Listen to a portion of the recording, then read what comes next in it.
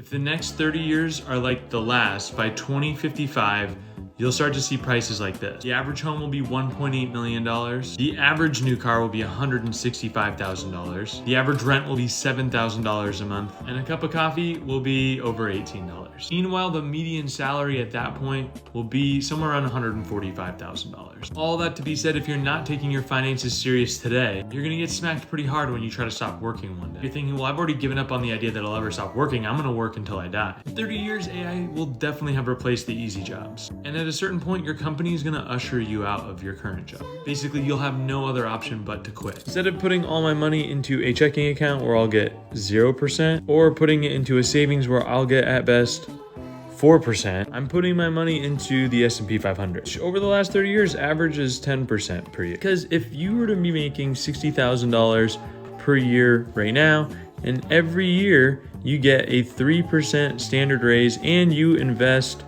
20% of that $60,000. In 30 years, you would have a grand total of $2.6 million. $2.6 million would be the equivalent of being able to live off $130,000 per year. With the way that Social Security has gone up over the last 30 years, which is not great, you'd be getting an additional $60,000 from that for a grand total of $190,000. You might be thinking, well, yeah, rent alone is going to be costing me $80,000 per year though. But at least in this situation, if you did get a part-time job, you could actually live comfortably. In this video, we're going to go over how exactly are people fighting inflation. There's a lot of different ways people are navigating through this tough economy. Number one is definitely going to try and save as much money as you can. Place your savings in a high yield savings account. Make sure you save up a nice emergency fund in case of any job losses or any unexpected expenses. And of course, you want to stop purchasing any luxury goods. Focus on buying bulk, things that are non-perishable, things that are reusable, so you don't have to constantly buy them over and over.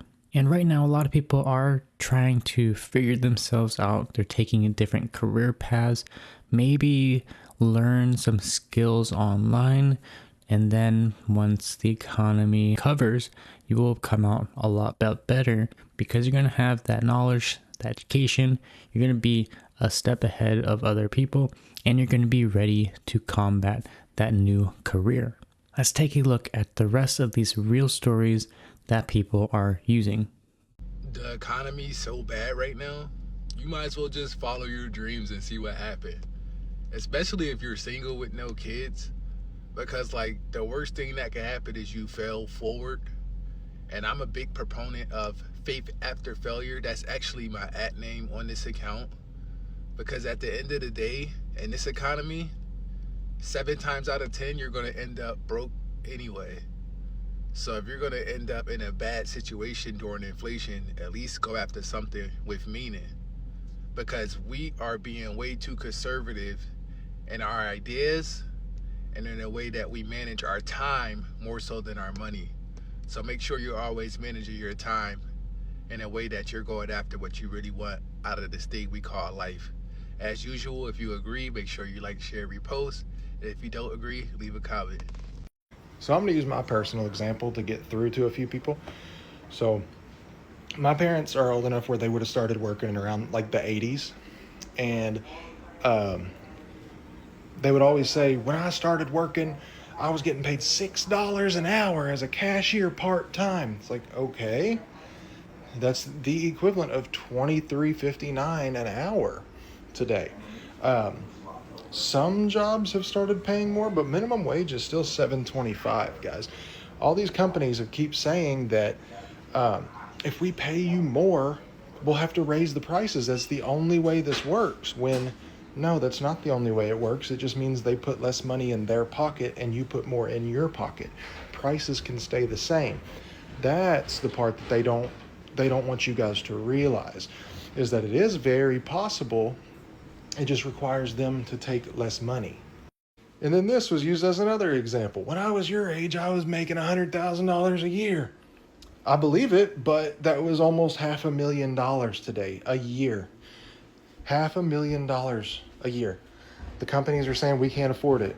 How did they grow so large if they can't afford it? And again, that was a part-time cashier for $23.59 an hour and a Sherwin-Williams manager. Go look up what those jobs pay today. They don't pay $23.50 and $400,000 a year at all.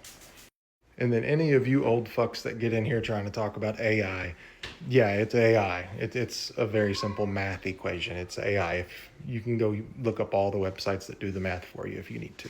You could be losing money just by not doing this one thing, and that is using a high yield savings account. If your money is sitting in a regular savings account, or even worse, your current account, then your money is effectively losing value. And this is because UK inflation is running around 3.4% this year, which means it is not enough to keep your money in a regular savings account earning you 0.1 or 0.5%. So with inflation running around 3.4%, that means that if something last year cost you just £100, this year it would cost you £3.40 more. It may not seem like a lot, but inflation affects everything that we buy and it can add up. And the reason why I'm telling you to open a high yield savings account is because the regular savings account that you get from high street banks are quite frankly insulting with the amount of interest that they offer. 0.1% will cover nothing. Frankly, given that inflation is at 3.4% right now, I don't think you should be accepting anything under 4% interest. So let's say you had £10,000 in your savings and you kept that £10,000 in a regular high street savings account earning only 0.1% interest. So after a year,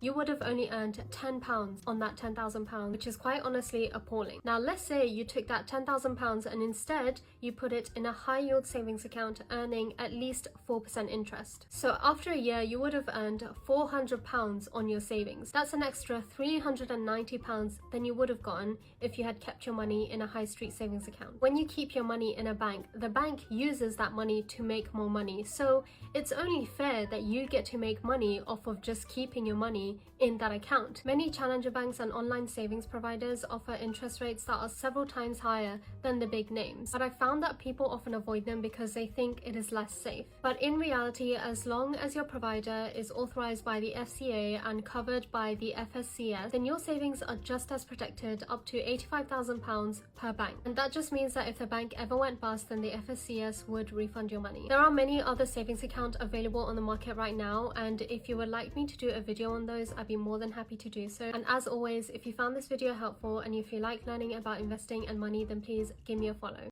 If you think feeding your family is expensive now, just wait. So ground beef just hit its highest price ever in American history. The thing that most of us rely on for burgers, tacos, and spaghetti night, it's becoming a luxury. And it's not stopping here. The experts say that the prices are going to keep on going up and up. Why? Well, it's a couple of things. You got a mix of drought, high feed costs, reduced cattle supply, and corporate consolidation. That means fewer options, higher prices, and families having to make more tough decisions at the grocery store. Even basic meals are turning into a budget challenge. And remember, this is not just about beef. This is about the cost of living. It's another reminder that the average family is being priced out of normalcy. You're not crazy for noticing everything feels harder lately, because it is. And what's being done about it? Not much. Big corporations are raking in profits while you're deciding between milk and meat for the week. So next time you hear someone say the economy is doing great, I want you to ask yourself something. Great for who? Because it damn sure ain't the family that's trying to make tacos stretch for a week. Now, I don't know how many families be doing this, but my dad frowns on this, and that's exactly why he ain't at the movies with us right now. They in the movies, they secured the seat. I'm at the store about to get the snack. Everything, $1. They at the movies, yeah, like I get my $1. Granny, my little brother got the popcorn and a big drink, but you wanna know something? Me and my mom about to get some. Hold on, because I came for the fiddle faddle, baby. Thank you. We need the crunch and munch, Yes, ma'am. Need a little drinky drink. Get a little cheese, honey. Mm-hmm. Wait. No, they don't. Hold on. Okay. I'm gonna get two bags.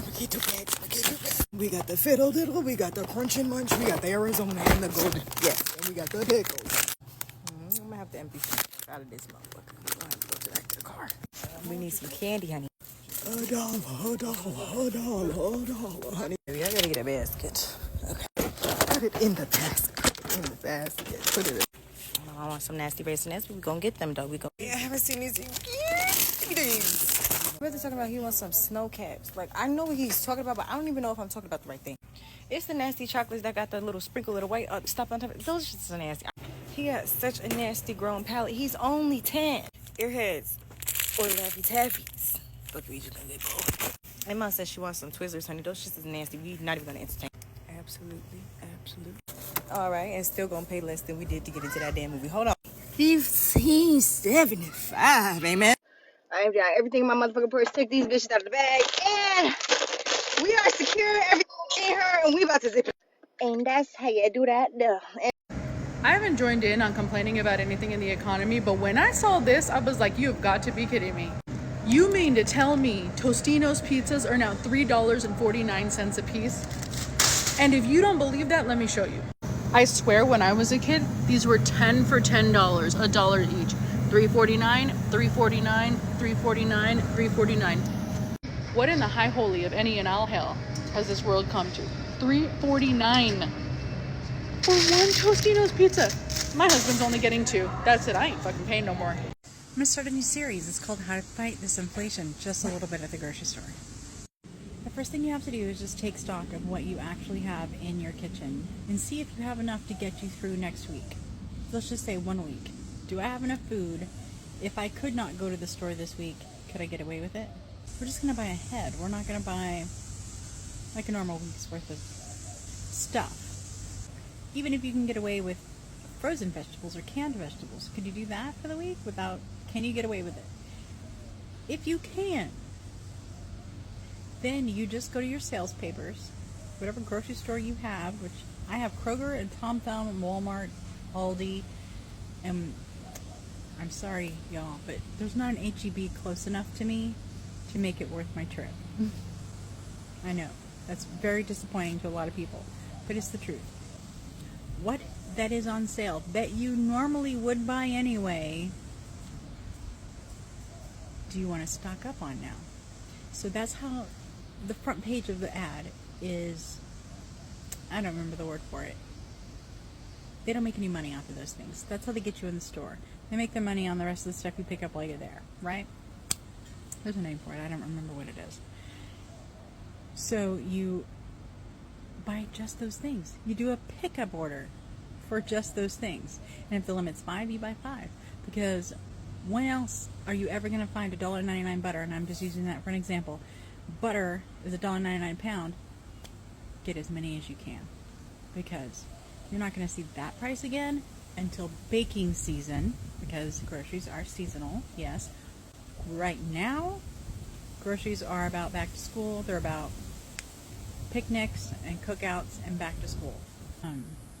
So you saw last week I stocked up on cereal and chips, and I can't remember what else. Oh, hot dogs. So